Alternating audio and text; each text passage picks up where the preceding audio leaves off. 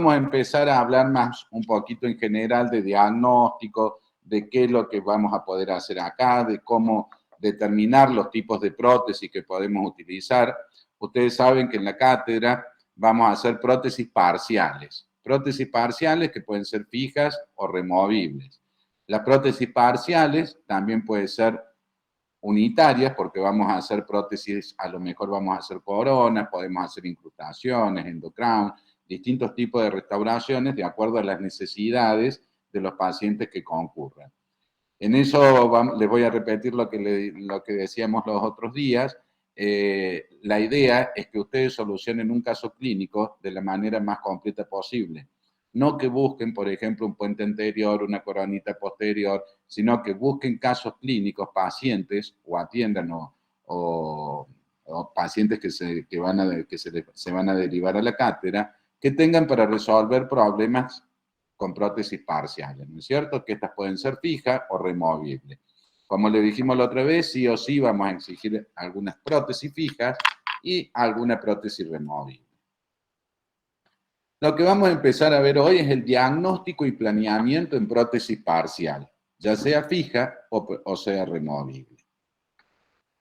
Y hay un esquemita que es muy viejo, pero no por viejo ha perdido vigencia, que es el esquema de Misch, que dice que para llegar a un diagnóstico y en función de ese diagnóstico elaborar un plan de tratamiento y en función de ese plan de tratamiento llegar a una restauración protética terminada, nosotros tenemos que tener 4 pilares básicos, tenemos que tener en cuenta 4 pilares básicos.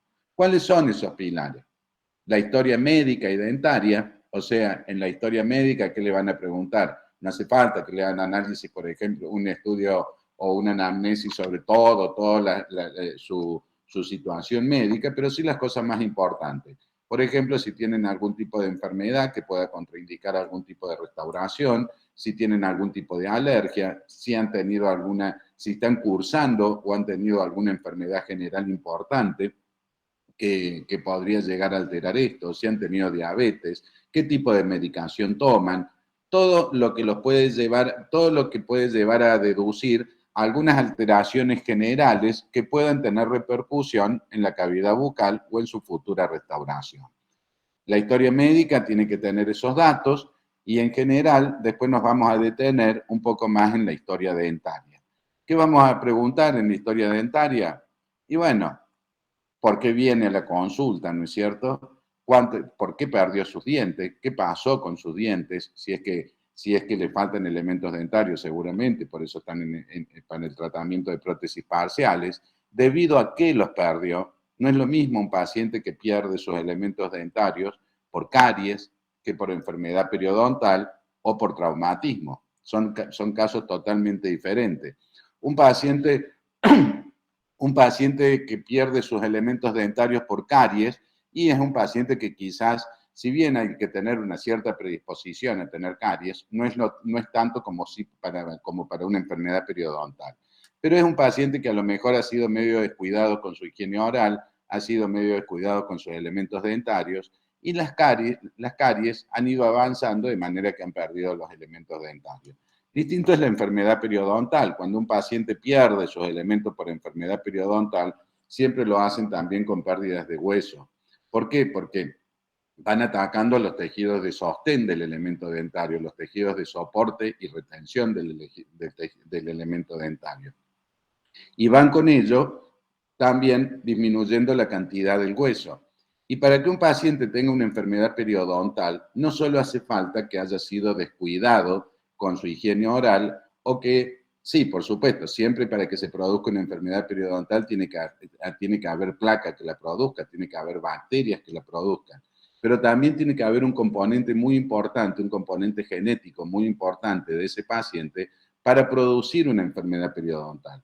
Por ejemplo, una persona que deja de cepillar, si no se cepilla nunca, sí o sí va a generar una gingivitis. La gingivitis, la inflamación de encía, siempre se le va a producir porque la placa le va a producir esa reacción en el tejido gingival.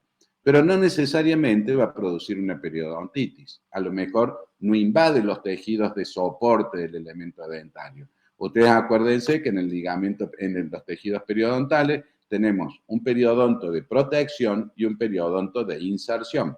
El periodonto de protección es la encía. La encía es la que tiene la capacidad migratoria cuando es atacada por bacterias, es la que se inflama, ¿no es cierto? Es la que se pone colorada, pero no ataca los tejidos de inserción, no ataca el ligamento periodontal, no lo involucra. La encía protege a todo lo que está subyacente, pero no involucra a la inserción del elemento dentario.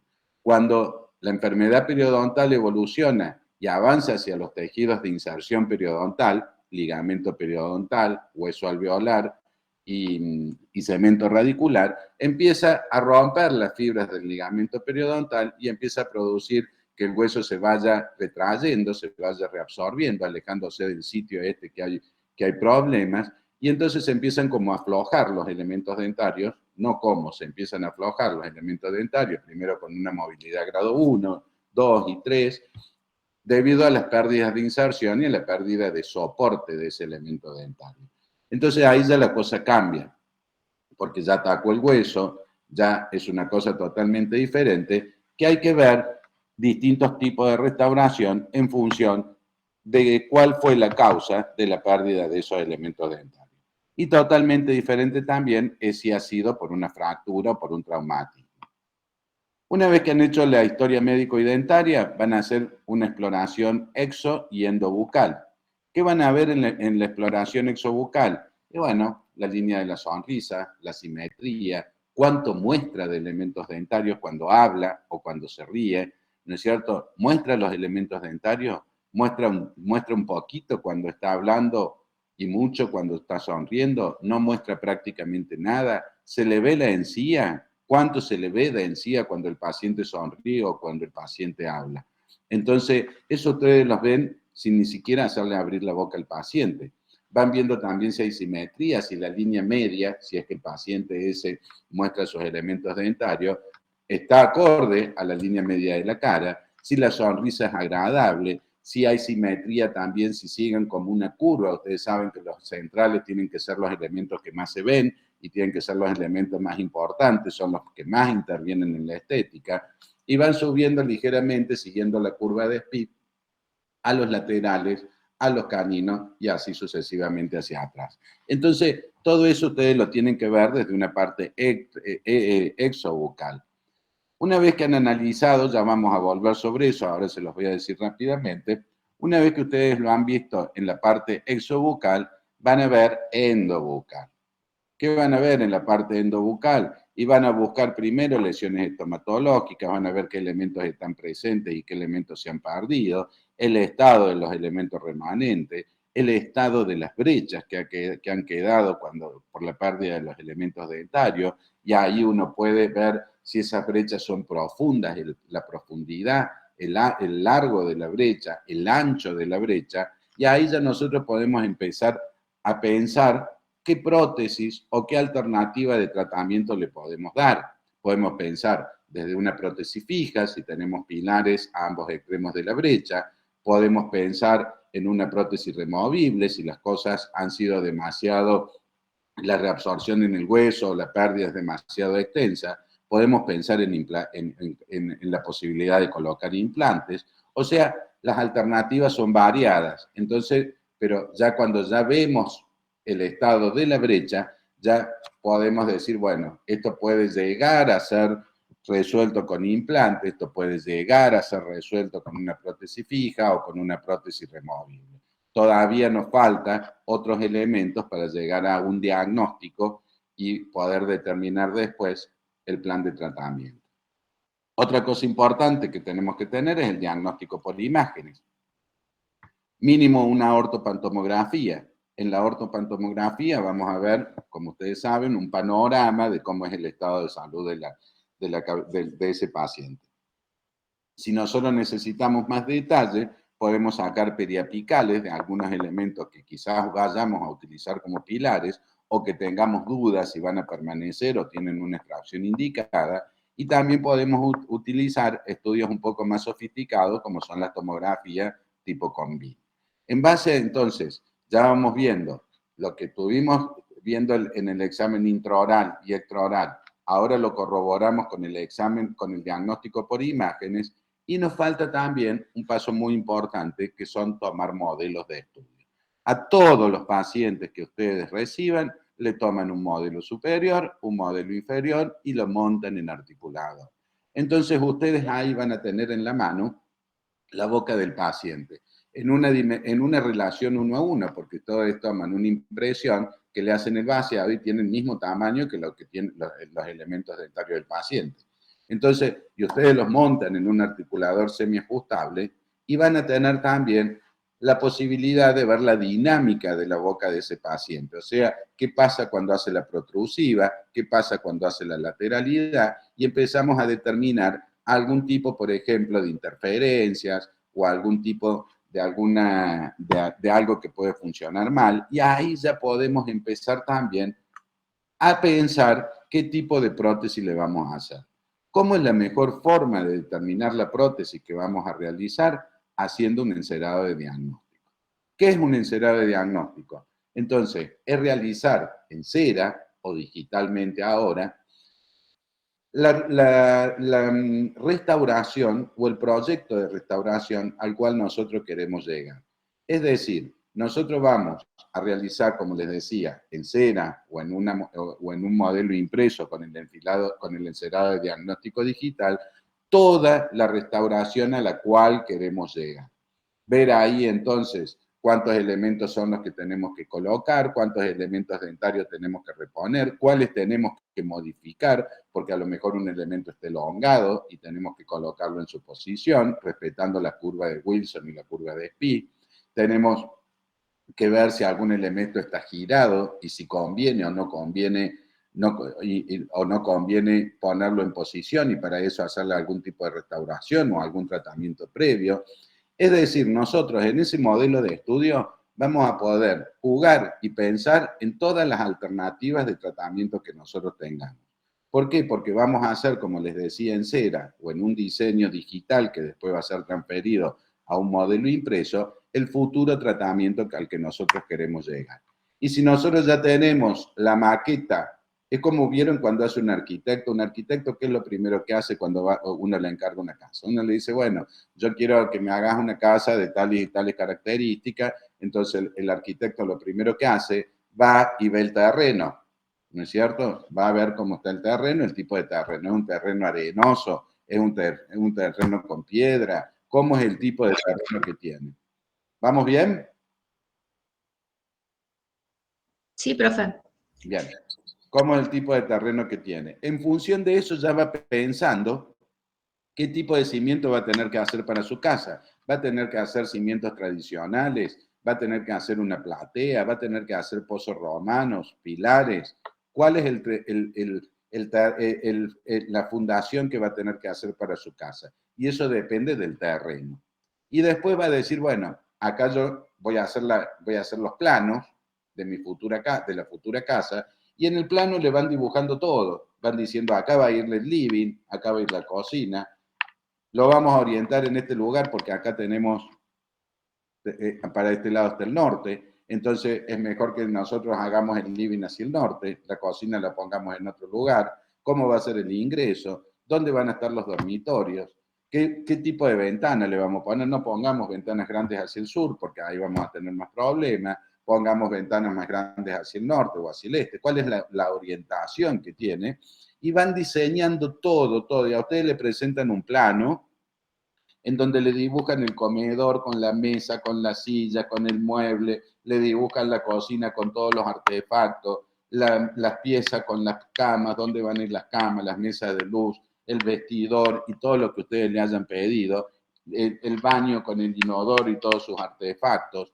todo queda planificado. Y todavía no empezaron ni siquiera a sacar los usos del terreno, pero ya tienen todo planificado qué es lo que van a hacer, cómo lo van a hacer. Y ya empiezan a pensar, y acá vamos a tener que poner hierro del tanto, hierro del otro, y acá cemento, y acá otro tipo de mortero, y acá una piedra, o acá otro tipo de fundación, y van pensando en todo, tienen todo pensado antes de empezar. Y lo tienen hecho en una relación totalmente diferente, porque de una casa a llevarlo a un plano o a una maqueta, y la disminución, la relación es prácticamente no sé de cuánto, pero es muchísima la diferencia. Nosotros tenemos la posibilidad de tomar una impresión, o sea, tener el terreno prácticamente en la mano, aunque sea de yeso, y en una dimensión, en una relación 1 a 1, porque es el mismo tamaño que tenemos. Tenemos la posibilidad de colocarlo en un aparato que nos simula todos los movimientos del paciente. Y tenemos la posibilidad de hacer esa maqueta, que es el encerado de diagnóstico, analógico o digital, que sería el plano o la maqueta del arquitecto. Entonces, si nosotros tenemos ese encerado, es como la hoja de ruta de lo que nosotros tenemos que hacer para llegar a la finalización de nuestra restauración. Está todo planificado. Así deben actuar siempre, planificar todo. Y de esa manera es mucho más simple empezar a decir, bueno, si uno les dice a ustedes, se animan a hacer una rehabilitación de un paciente que viene con muchísimos problemas, por ejemplo, con varios falta de elementos en mala posición, extruidos, etcétera, etcétera. Y uno por ahí dice, ¿por dónde empiezo con todo eso? No, no me animaría. ¿Y saben qué? Hay que empezar por el principio, hay que empezar por la historia clínica, por la exploración exobucal, endobucal, por los modelos de estudio, donde yo planifico todo el tratamiento en base a lo que vi antes, en el diagnóstico por imagen, etcétera, etcétera. Hago mi maqueta y después lo único que hago es seguir lo que mi maqueta me dice para llegar a un resultado favorable. Que incluso esa maqueta que nosotros tenemos, que son los encerados, nos sirven para hacer provisorios, nos sirven para hacer guías para el tallado, nos sirven para un montón de cosas que nos guían hacia el resultado que nosotros hayamos planificado. ¿Está más o menos claro? ¿Me siguen? Sí, profe. Bueno, entonces, en función de todo eso, vamos a elegir el tipo de prótesis. Hicimos todos estos estudios que ya lo vamos a ver en detalle y vamos a elegir el tipo de prótesis. Puede ser una prótesis removible, completa o parcial, puede ser una prótesis fija, que puede ser coronaria o de puentes, y puede ser una prótesis sobre implante, que también puede ser fija o puede ser removible. Ya vamos a ir viendo los distintos tipos de prótesis que nosotros podemos realizar. Y las indicaciones para el tratamiento de prótesis completa, y bueno, son muy claras y sencillas, desde dentado total, superior e inferior, o superior o inferior, ¿no? Entonces esas son las indicaciones de prótesis completa. Las indicaciones para prótesis parcial removible, ¿cuáles serán? Grandes espacios desdentados, excesiva pérdida ósea, extremos libres, unio bilaterales y como una prótesis temporaria. Grandes espacios desdentados, ¿por qué? Porque si yo tengo, por ejemplo, este espacio tan largo o este espacio, entonces no puedo cargar estos dos pilares con elementos dentarios que van a recibir mucha carga. Si tengo extremos libres, y bueno, necesito un pilar posterior. Y si no tengo el pilar posterior, ¿cómo hago una prótesis fija? ¿Puedo hacerlo? Bueno, puedo pensar después en implantología. Pero si pensamos en la prótesis fija tradicional, no tendría cómo hacer un puente, porque para un puente necesito un pilar anterior y un pilar posterior. Cuando yo tengo excesiva pérdida ósea, en donde los rebordes se han como colapsado y los rebordes están muy hundidos, están muy profundos, entonces tengo que reponer de alguna forma todo ese tejido duro y blando que falta, que se ha reabsorbido. Y si bien lo hace de una forma totalmente rudimentaria, la prótesis parcial removible, a través de estas sillas, puede suplir de una manera, por supuesto, como les decía, rudimentaria o básica, los tejidos duros y blandos que se han perdido. ¿Y cuáles son las indicaciones para el tratamiento con prótesis fija? Y tenemos prótesis coronarias. Dentro de las prótesis coronarias tenemos coronas, carillas, incrustaciones, endocrán, que son todas prótesis que van a solucionar el problema de un elemento dentario, de la corona de un elemento dentario. Por eso se llaman prótesis coronarias. Con distintos tipos de restauraciones de acuerdo a la destrucción que tenga el elemento. Si está muy destruido, tendremos que hacer una corona. Si la destrucción no es tanta, tendremos que hacer una incrustación. Si los problemas son más bien estéticos, tendremos que hacer una carilla. O podremos hacer una parte intermedia entre lo que es una incrustación y una corona en los elementos posteriores, que son las endocranias. ¿Y cuándo hacemos coronas? En dientes con grandes destrucciones, esto ya es como medio exagerado, en traumatismos, bueno, en estos traumatismos ya está para extracción, pero en traumatismos más lejos, más ligeros, y en desgastes dentarios excesivos. También en trastornos hipoplásicos, ya sean hereditarios, como es un diente conoide, o adquirido, como es una pigmentación sumamente persistente, que no cede ni al blanqueamiento externo ni interno, se podría pensar en alguna restauración coronaria, ¿no? También sirven para modificar la forma y tamaño de los dientes, para modificar la oclusión. ¿Por qué? Porque a veces ustedes saben que la oclusión todo debe ir correctamente engranado, que tal elemento tiene que ocluir con su antagonista, y la forma, las cúspides fundamentales, donde deben ocluir, las cúspides no fundamentales, para qué sirven los surcos principales, para qué sirven los surcos de escape. Ustedes recuerden que todo tiene que funcionar de una manera armónica. Cuando nosotros hacemos las protrusivas, las cúspides fundamentales de los elementos dentarios deben discurrir por los surcos centrales de su antagonista. Cuando hacemos un movimiento de lateralidad, las cúspides fundamentales deben discurrir por los surcos de escapes para que no produzcan interferencia. Y eso debe funcionar con una armonía muy buena, con una armonía maravillosa que hace que los dientes se mantengan en su posición, se mantengan estables, no tengan faceta de desgaste, que se proteja todo el complejo mioarticular, porque toda la parte dentaria está funcionando bien. Y ustedes saben que toda la articulación temporomandibular depende de la oclusión dentaria y viceversa.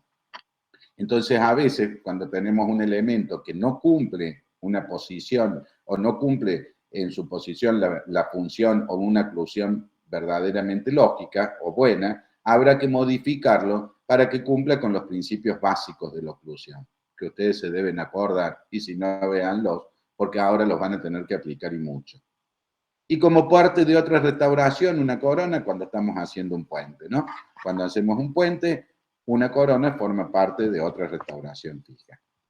Las carillas, ¿cuándo vamos a hacer carillas? En dientes resistentes al blanqueamiento, puede ser una de las indicaciones, en coloraciones graves por tetraciclina, o cuando no hay respuesta al blanqueamiento interno o externo. Una de las posibilidades es hacer carillas, aunque ahora que las carillas cada vez son más translúcidas porque dejan que se transluzca el color base o el color real o básico del elemento dentario, y que las carillas vayan a hacer como una modificación estética, pero sin alterar el color del elemento dentario. Y cada vez se hacen más translúcidas. Eso ya lo van a ver cuando se dé el teórico de carillas.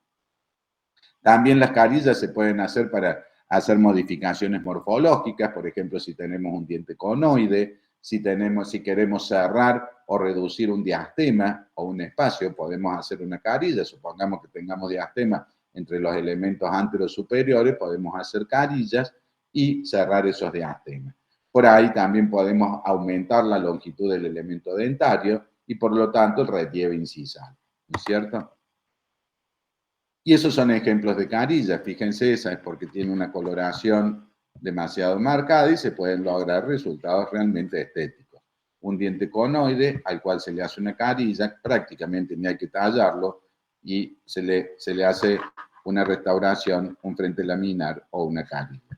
En este caso ya sería más que una carilla, pero bueno, para algunos elementos dentarios hay distintos diseños de tallado y de preparación de tallado. Hay unas que son solamente por la cara vestibular, tipo lente de contacto, hay otras que toman un poco el borde incisal y hay otras que van hacia palatino, invaden la parte palatino. Son distintos tipos de carillas o distintos diseños en el tallado o en la preparación de las carillas.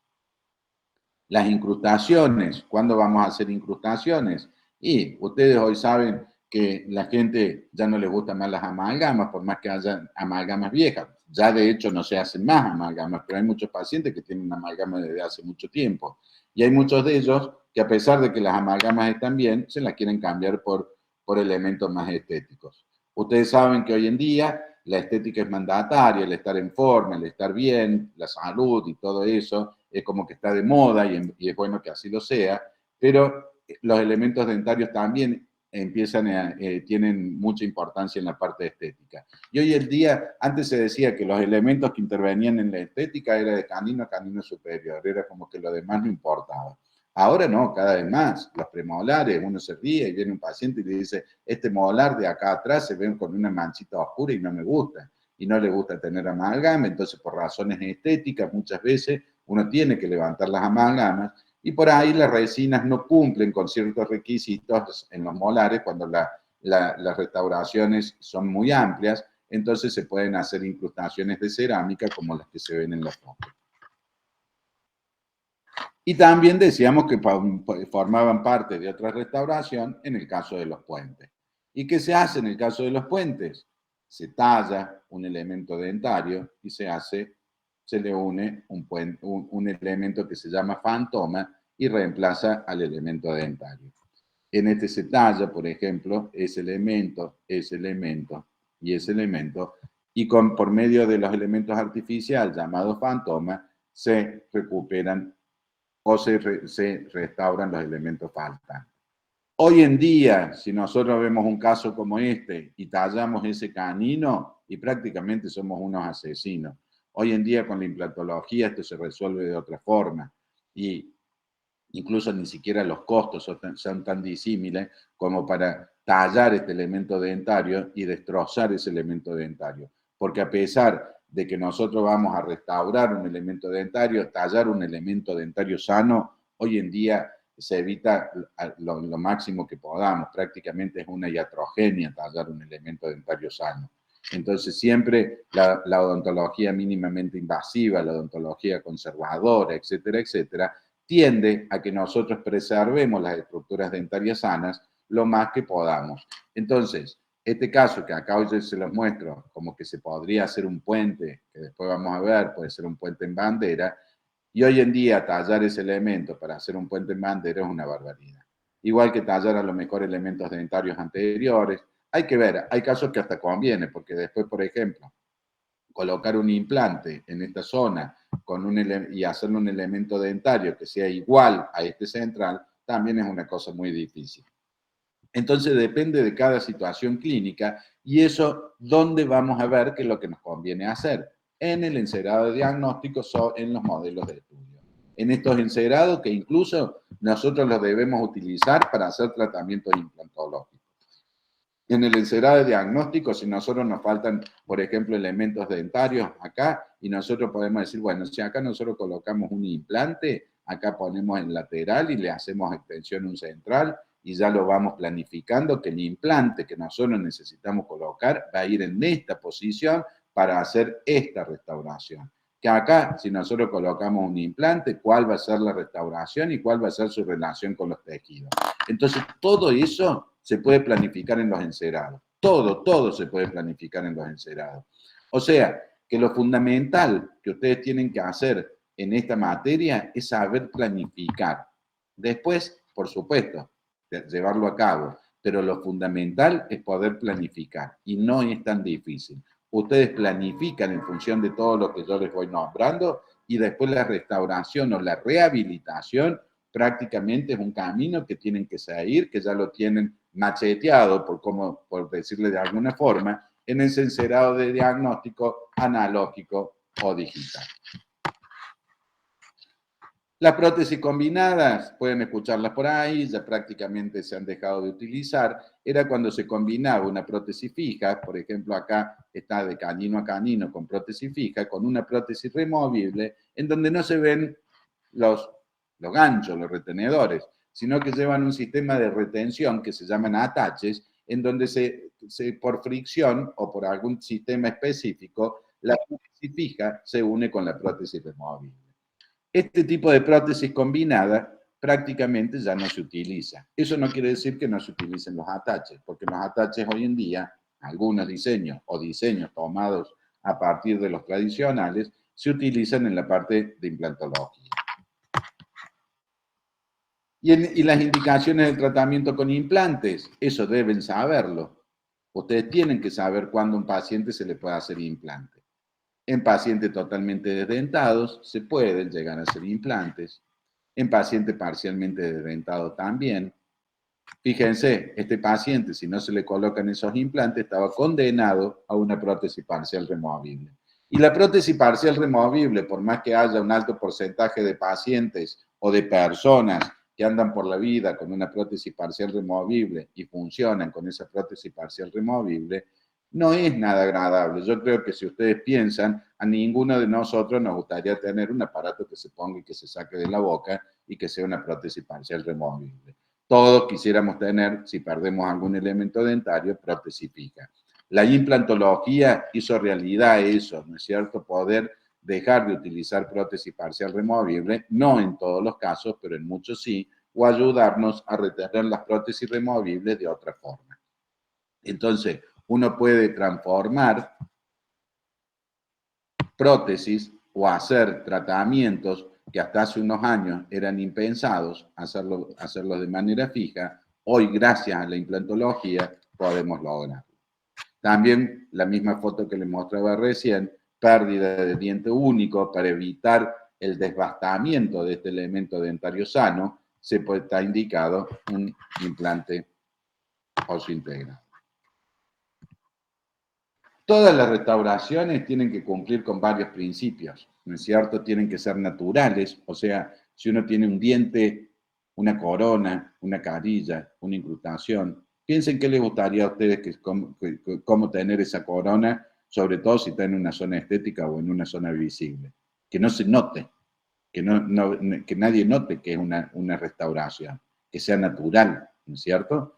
Que nadie se dé cuenta que ustedes tienen una corona, ni que tienen un implante. Tiene que ser muy natural, tiene que ser armónico con todos los elementos, que va de la mano de la naturalidad. Tiene que tener simetría con los elementos vecinos, ¿no es cierto? Una cierta simetría que ya vamos a hablar. Y tienen que integrarse al resto del rostro, al resto de la cara y todo, para que el elemento dentario o los elementos dentarios artificiales que nosotros coloquemos, en definitiva, sean naturales y toda la restauración tenga naturalidad. Miren que quería mostrarle otra cosa.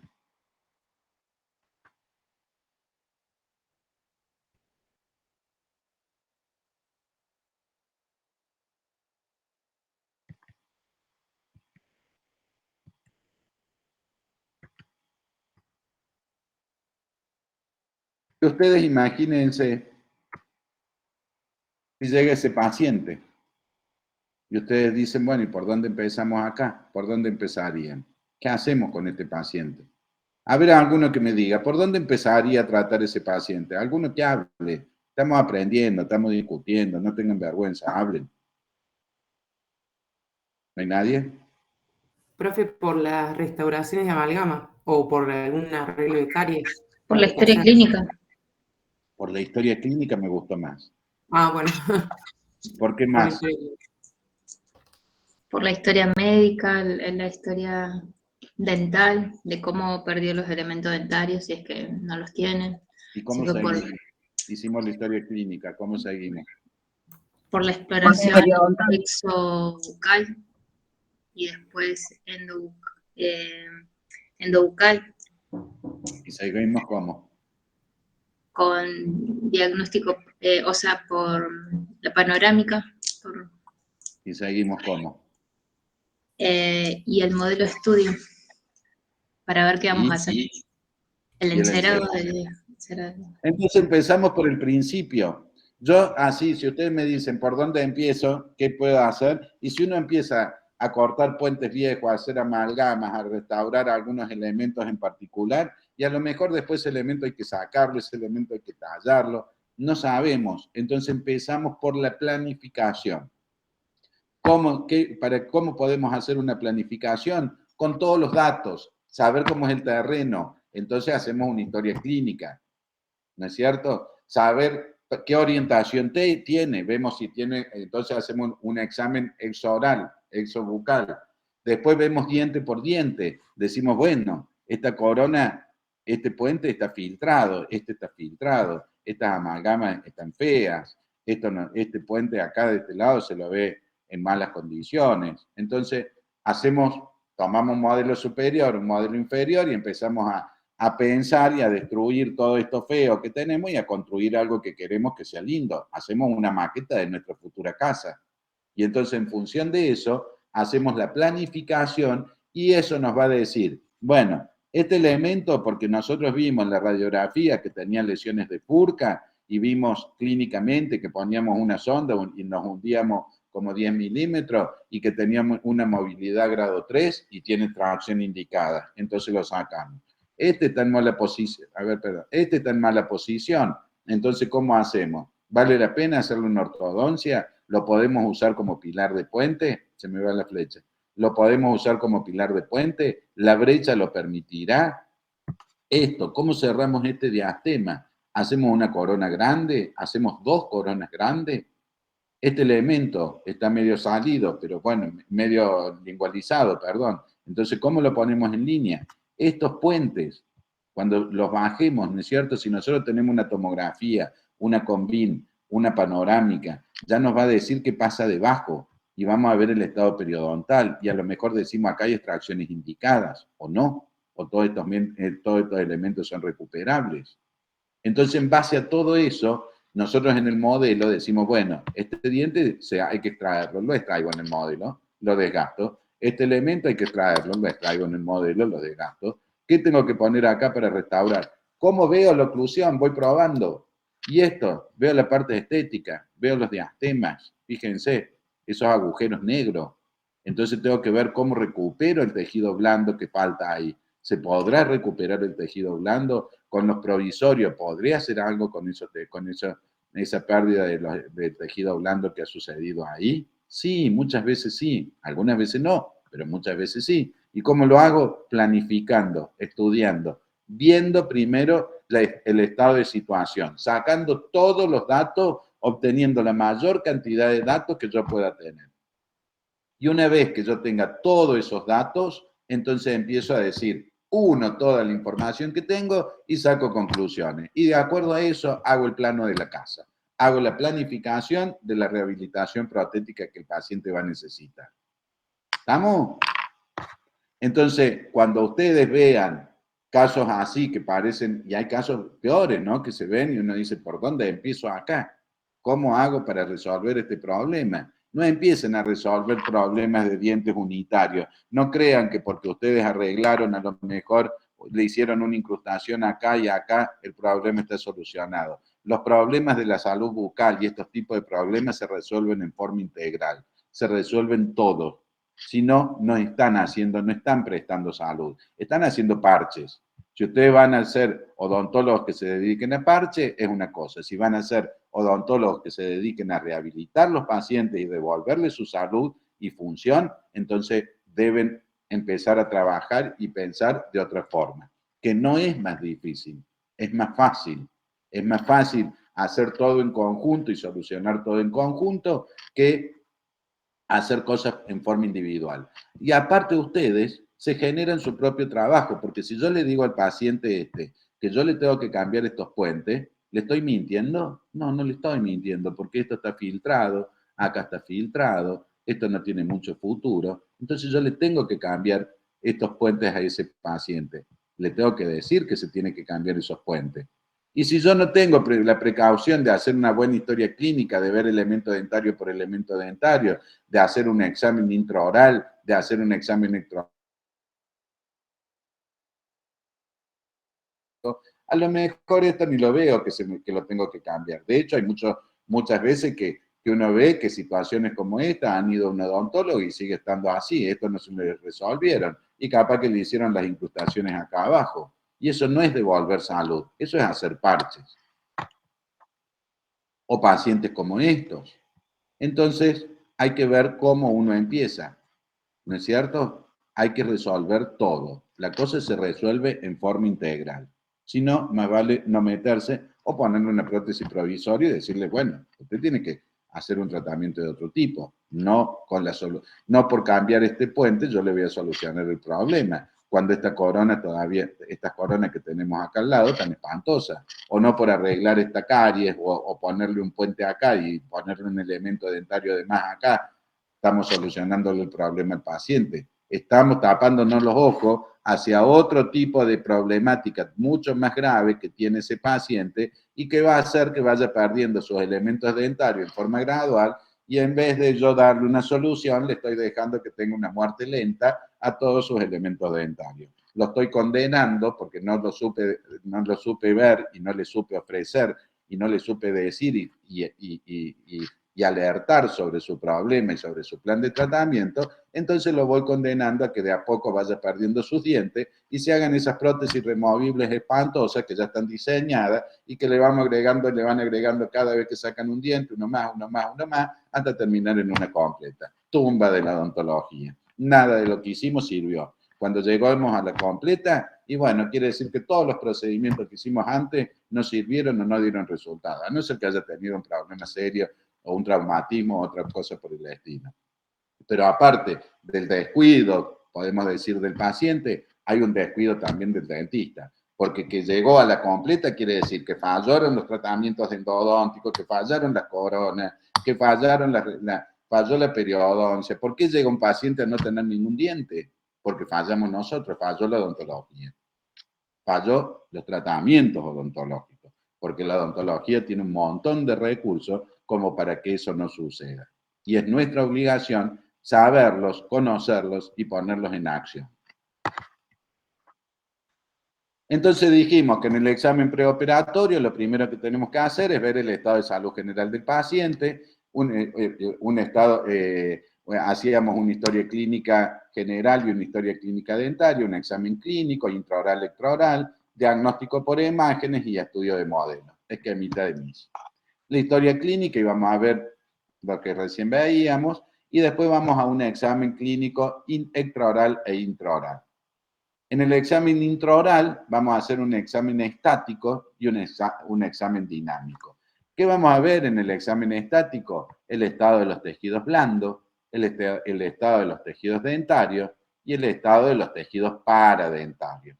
¿Paradentarios cuáles son? Periodonto de protección y periodonto de inserción. Porque nosotros tenemos que saber cómo están nuestros elementos dentarios insertados, cómo está el soporte de esos elementos que vamos a recargar con una prótesis fija o con una prótesis removible que va a estar colgada de esos elementos. Tenemos que saber cuál es el estado de todos esos tejidos, de todos los cimientos de los elementos dentarios que nosotros vamos a usar como pilares. Y bueno, y lo primero que buscamos en los tejidos blandos, lesiones estomatológicas. Hay que solucionar cualquier tipo de lesión estomatológica. Y empezamos a ver en los labios, en el paladar, en la mucosa, en el piso de boca. Vamos en búsqueda de lesiones estomatológicas. Una vez que hemos visto que no hay lesiones estomatológicas o que si las hay, las hemos tratado, vamos a ver también puede ser la lengua. La lengua en general, cuando se pierden los elementos dentarios, como que se desplaya, es como que se agranda y ocupa lugares que no le corresponden. Entonces hay que ver esa lengua que después hay que normalizar y hay que el paciente se va a tener que acostumbrar cuando le devolvamos los elementos dentarios. También ya podemos ir viendo las brechas. Miren esa brecha. Está alta, pero está fina. ¿Qué le podríamos hacer ahí? Y un puente colgante, está largo, ¿no? La brecha está larga para hacerle un puente. Entonces, esta brecha no está tan larga, pero aparte está fina y tampoco le podemos hacer implante, porque fíjense el ancho que tiene, es finita, tiene altura, pero le falta ancho. Entonces, a lo mejor podremos hacer lo que se llama una regeneración ósea, que ustedes no habrán escuchado, que dan resultados, pero no en todos los casos. Entonces, hay que analizar si este paciente va a meritar una regeneración ósea, si se justifica, si uno ve que es muy probable que esa regeneración ósea tenga resultado, y de acuerdo a eso va planificando distintos tratamientos. Porque acá, no solamente para hacer implantes habría que regenerar el hueso, sino también, supongamos que tengamos un pilar más anterior y que nos den los pilares como para hacer un puente, si nosotros queremos hacer que sea natural, ¿dónde va a descansar ese fantoma? ¿Va a quedar colgado? ¿Va a sobresalir con respecto a la brecha? Entonces, hasta para poner un puente, nosotros tendríamos que regenerar con tejido duro y blando, o con tejido blando solo, con uno, con el otro, o con los dos. ¿Mm? Vamos a ver el piso de boca y los frenillos. Vamos a ver si los frenillos están tirando en algún lugar y nos producen algún tipo de retracción. Muchas veces decimos, acá hay una enfermedad periodontal, mirad la retracción que tiene este diente, y no nos damos cuenta que es una brida o un frenillo que está tirando ahí, que eso produce que la encía se retraiga. La encía, el periodonto de protección. Y el piso de boca, vamos a ver si tenemos una suficiente profundidad, porque, por ejemplo, si acá nosotros vamos a poner una prótesis parcial removible, porque no tenemos opción de hacer otro tipo de restauración, y tenemos que tener un piso de boca adecuado, porque si no lo tengo, tengo que cambiar el diseño de la prótesis parcial removible, porque acá no me entra una barra lingual, y tengo que poner otro tipo de conector, que ya vamos a ver, que se llama una barra singular. Entonces, todo está atado a todo. La prótesis que vayamos a hacer depende de una cosa, depende de la otra, depende del frenillo, depende de la brecha, depende de los elementos dentarios, de todo, depende de todo. Entonces, hay que planificarlo a todo. Valoración de la mucosa, lesiones estomatológicas o este tipo, ¿qué tenemos acá? Inflamación o está enrojecido por placa, tenemos un líquen, ¿qué es lo que tenemos? Si no lo sabemos, cátedra de estómago, todos los estomatólogos los mandamos y que nos solucionen los problemas. Como le decía, los frenillos, ¿qué pasa con esos frenillos? Van separando los elementos dentarios muchas veces y a veces hay que hacer frenectomías antes de realizar cualquier tipo de restauración. Volvemos a los rebordes. ¿Y cómo están esos rebordes? ¿Son prominentes? ¿El ancho? ¿Cómo es el ancho? ¿Está bueno como para hacer por ejemplo, un puente? Y en este caso podríamos decir que sí. ¿Qué tipo de póntico vamos a usar? El póntico oval es el que se usa ahora. El póntico que parece que sale de los tejidos. A la gente ya no le gusta tener esos puentes esos puentes colgantes así que se ve el hueco arriba. Es espantoso. Piensen ustedes en su boca si les gustaría tener algo de eso. Se mueren, no, a ninguno le gustaría tenerlo. Entonces, lo mismo que no nos gustaría tener a nosotros, a los pacientes no les gusta tener. Entonces, tenemos que hacer ese tipo de ejercicio y hacerle al paciente lo que nos gustaría que nos ofrezcan y que nos hagan de tratamiento a nosotros. Fíjense ese reborde que era el que recién veíamos más de lejos, re finito. Entonces, algo hay que hacer, o va una removible, o tenemos que hacer una regeneración, o algo tendremos que hacer para resolver y reponer los elementos dentarios. Fíjense la profundidad que tiene ese reborde. Y ahí ustedes, ¿qué dirían que podemos poner? ¿Qué pondrían acá? Alguno que hable. Denle, participen.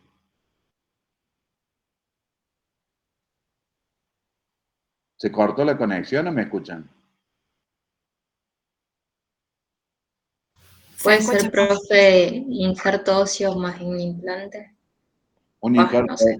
Un injerto óseo. Está bueno que tienen opciones y vamos viendo si son posibles o no. Injerto óseo más un implante. Está bien que hayas pensado que no se puede poner un implante en esta situación, que nosotros tenemos que primero normalizar, porque si no, fíjense, el implante quedaría acá y miren el coronón que tendríamos que hacer. Espantoso. Entonces, está bien que pienses que hay que primero solucionar el tema del terreno, normalizar el terreno.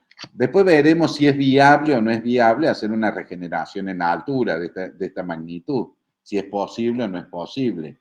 Es muy difícil regenerar en alto y en estas situaciones, y si esto es un caso para colocar implantes.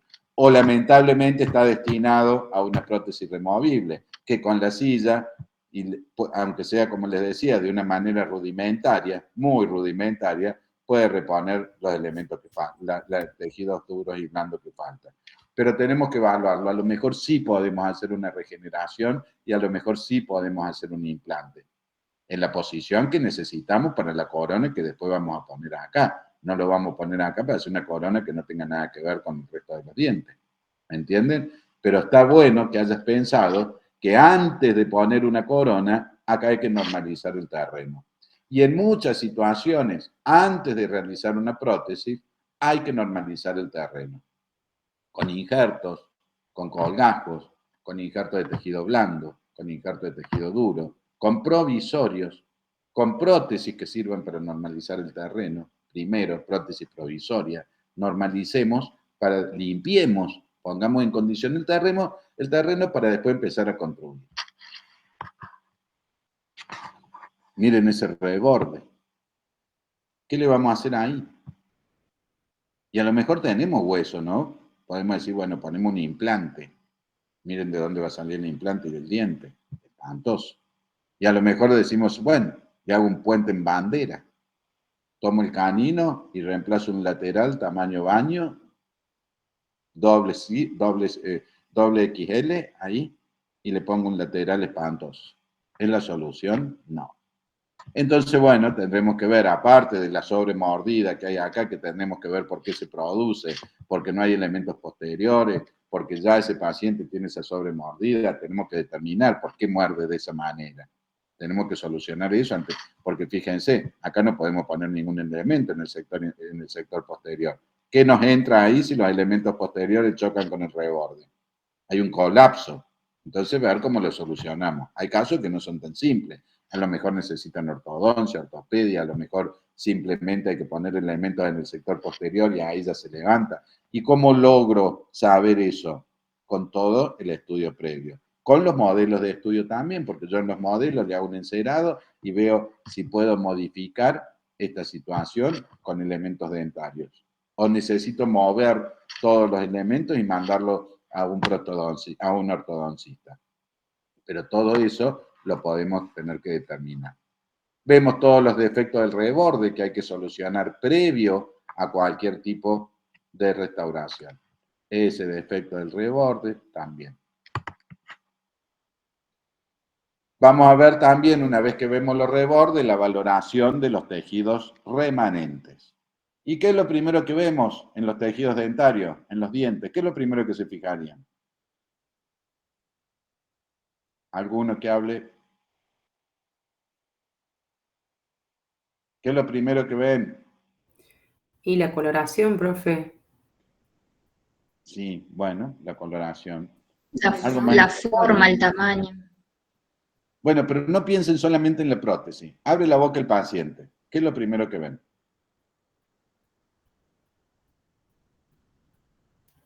¿Qué ven en este paciente? ¿Cómo es su higiene bucal? Higiene bucal. ¿Se cepilla? ¿No se cepilla? ¿Cómo es la higiene bucal de ese paciente? Nada. Si la placa bacteriana termina con los dientes naturales, ¿o no? De produce caries, enfermedad periodontal, puede terminar con los dientes naturales. Mucho más fácil va a terminar con una prótesis. Mucho más que con un elemento dentario natural. Un elemento dentario natural está programado, diseñado para que dure toda la vida, que es la placa bacteriana que el paciente la debe eliminar y que los elementos dentarios duren toda la vida. Y una prótesis, pata de palo. La palabra prótesis, ¿qué es? Algo artificial. Si ustedes piensan en una prótesis de pierna, y es una pata de palo, una prótesis de brazo. ¿Va a ser lo mismo que la pierna natural, por más que sea biónica, la prótesis que ustedes se pongan? El brazo que le falta y le pongan un brazo biónico, ¿va a ser lo mismo que el brazo que le falta, el brazo natural? Nunca va a ser lo mismo. Va a ser una prótesis, va a ser algo en reemplazo de algo natural que se perdió, pero nunca va a ser lo natural. Y si la placa bacteriana es capaz de terminar con los elementos dentarios naturales, mucho más capaz es de terminar con los elementos dentarios que tienen prótesis. Porque por más lindas, adaptadas y diseñadas que estén, no son los dientes naturales.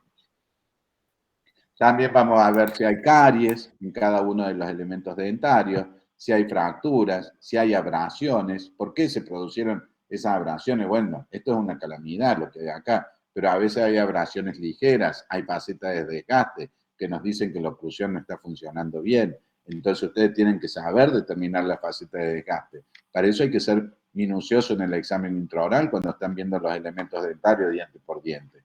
Y de acuerdo a eso, ya ir pensando qué podemos hacer. Acá, ¿qué vamos a hacer? qué es lo que se nos ocurre que podemos ir planificando, y así sucesivamente. Acá cómo lo vamos a resolver, y acá cómo vamos a solucionar semejante desastre. También vemos, como les decía, si los elementos dentarios tienen algún tipo de trastorno hereditario o hipoplásico, como veíamos anteriormente, dientes conoides, dientes con coloraciones, que es un trastorno hipoplásico adquirido. Este es hereditario y este es adquirido. ¿Cómo solucionamos esto? Y recién decíamos, y a lo mejor con una carilla, a lo mejor con una corona. ¿Cómo lo sé? Planificando. Radiografía, historia clínica, examen extraintraoral, estudio de modelos montados en articulador, encerado de diagnóstico, analógico o digital. Encerado de diagnóstico es fundamental para cualquier tipo de tratamiento protético rehabilitador. La movilidad de los elementos dentarios. ¿Hay movilidad o no hay movilidad? ¿Qué tipo de movilidad tiene? ¿Tiene una movilidad grado 1, grado 2? ¿Es reversible o tiene una movilidad grado 3 que ya tiene la extracción indicada? La vitalidad de los elementos dentarios. Vamos a ver si ese elemento dentario está vital o no. La alineación tridimensional, fíjense, ¿está alineado eso o no? Hay un desastre en esa alineación. La integridad del arco, si los arcos están completos o no. Los planos de oclusión, ¿está respetado los planos de oclusión? Los principios básicos de la oclusión orgánica se mantienen o está todo alterado. Entonces tengo que empezar a ver. Vemos también el estado de las restauraciones previas, cómo están las restauraciones anteriores. Y ojalá encontremos coronas como estas, puentes como estos, donde ha habido criterios de preservación, de cuidado de los tejidos remanentes, ha habido principios y conocimiento de lo que es la parte de simetría, la parte de color, la parte de forma, entonces la parte en cuanto a la relación con los tejidos blandos, y esas restauraciones las podemos hacer todos nosotros si tenemos los cuidados especiales, los cuidados básicos. O este tipo de restauraciones, donde hay ya otro tipo de inconveniente. Chicos, ya son las 8, no los quiero